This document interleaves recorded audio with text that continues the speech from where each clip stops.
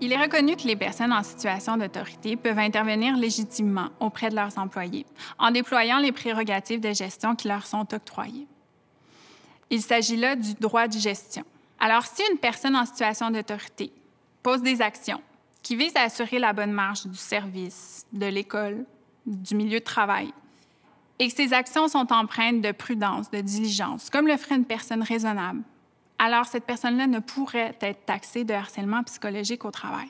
Et ce, même si elle commet des erreurs, commet des impairs ou même prenait des décisions qui ne sont pas optimales. La politique en vigueur dans vos établissements ne vous impose pas le fardeau d'agir à la perfection. On ne le demande pas aux employés, on ne le demandera certainement pas aux gestionnaires. Toutefois, ces erreurs-là doivent être faites de bonne foi.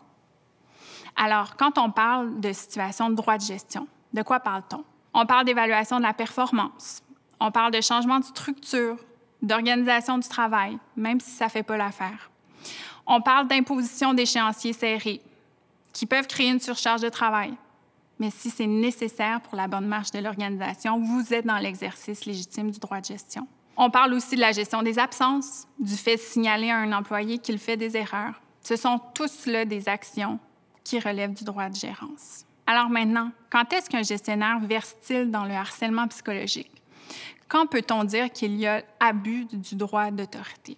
On parle d'abus quand la personne en situation d'autorité n'agit plus avec l'objectivité que son rôle lui dicte. Elle agit dans le but de créer une relation dominant-dominé, de créer un déséquilibre de pouvoir avec l'employé. Alors là, on pourra parler d'abus. Les exemples d'abus sont multiples. Ils vont du plus insidieux au plus flagrant. Mais si on se demandait, c'est quoi les exemples? Qu'est-ce que vous pouvez vivre dans vos milieux de vie qui pourraient être des exemples de situations d'abus d'autorité? Bien, il y a par exemple une rétroaction qui est non constructive, qui est générale, qui est non spécifique, qui est faite en plus avec un ton exagérément élevé, avec un objectif malveillant.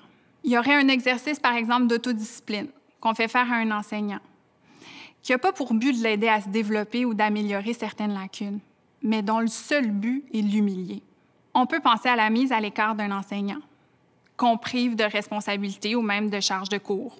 Puis, le but dans tout ça n'est non pas de le préserver ou de lui offrir d'autres tâches, mais uniquement de lui donner des responsabilités qui sont dégradantes ou bien carrément de l'isoler de son milieu de travail. On peut penser à une évaluation de rendement qui est faite non pas sur des motifs objectifs, vérifiés, valables, mais qui est faite uniquement dans le but de nuire à l'avancement de carrière d'un enseignant. Et si on se posait maintenant la question, quel est le dénominateur commun de tous ces exemples-là que je viens de vous fournir? C'est simple. Ce sont des situations où bien on retrouve de l'iniquité, de la discrimination, où elles ont carrément un caractère arbitraire. N'oubliez jamais, ici, on ne vise pas juste à assurer un milieu de travail sain, mais aussi à préserver un milieu de vie qui soit enrichissant, qui soit propice au développement des élèves, qui vont devenir les futurs citoyens. Votre conduite leur sert de référent. Vous êtes leur modèle. Alors, c'est là une double obligation pour vous de vous assurer que votre conduite soit irréprochable.